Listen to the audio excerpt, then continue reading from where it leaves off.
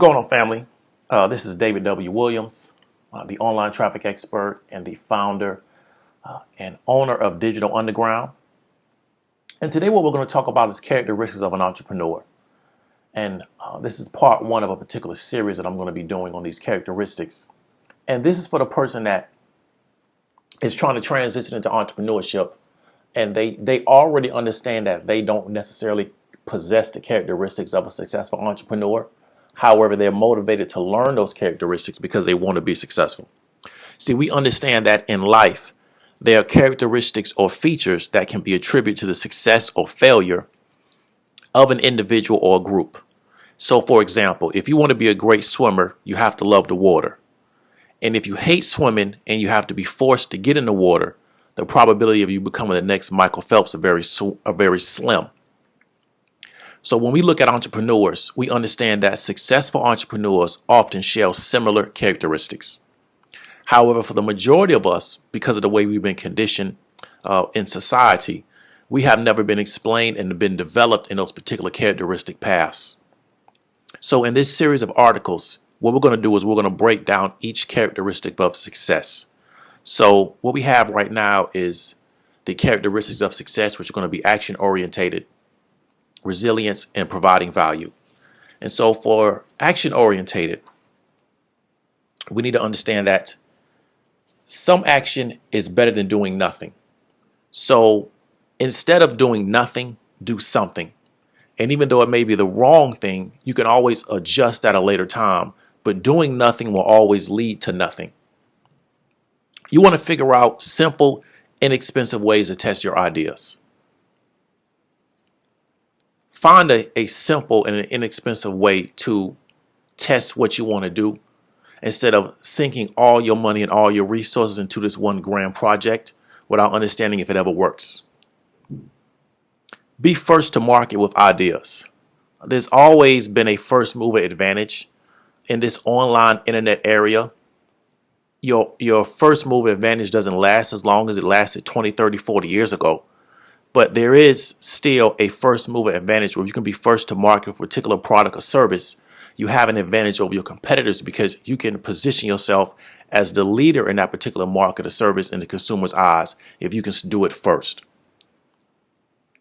The best ideas and strategies will never yield anything if you don't act on them.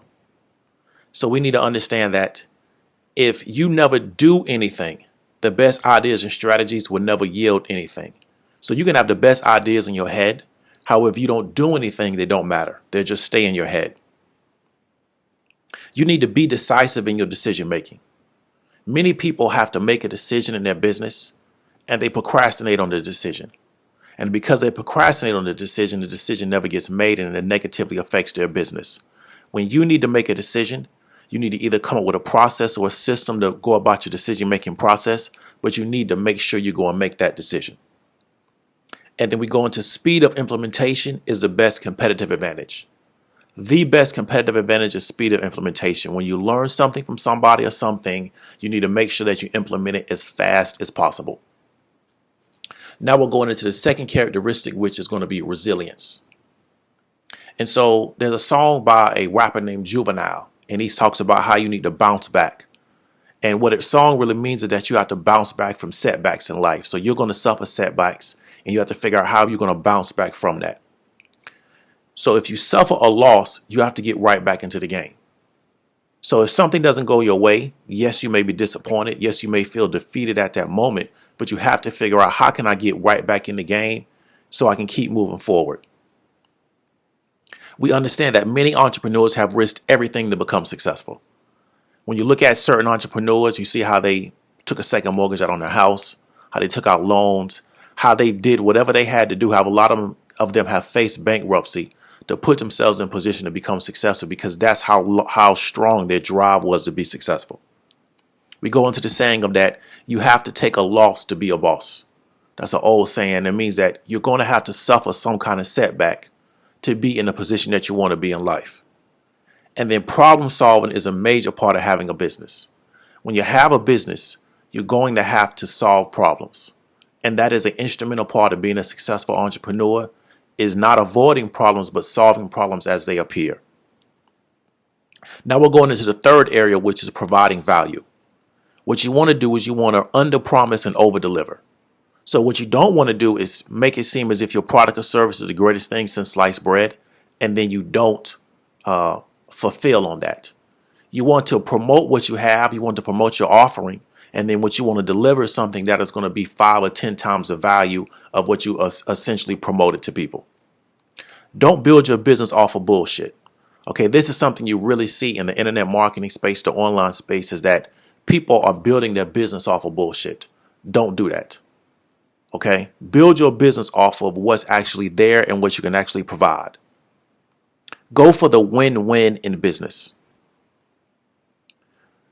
Create a situation in which you and the person you're involved in business with both are satisfied with what you're bringing to the table. Your product or service needs to make the customer's life better. So anything that you're bringing to the marketplace should improve the life of your customer. And your business should provide value for your community, your customers, and your employees. Your business should provide value for everyone involved. It should not take value away from people. It should not make their life worse. It should provide value for your customers. It should provide value for the community in which your business is in. And it should provide value for your employees. Everybody should get value out of your particular business. So these are the first 3 traits, or the first 3 areas in which we discussed in characteristics of an entrepreneur. This is part 1 of the series. And what I want you to do is I want you to click on the link below, and it's going to take you to part 2 of the particular series. This is David W. Williams, the online traffic expert and the founder and owner of Digital Underground Online. Peace out.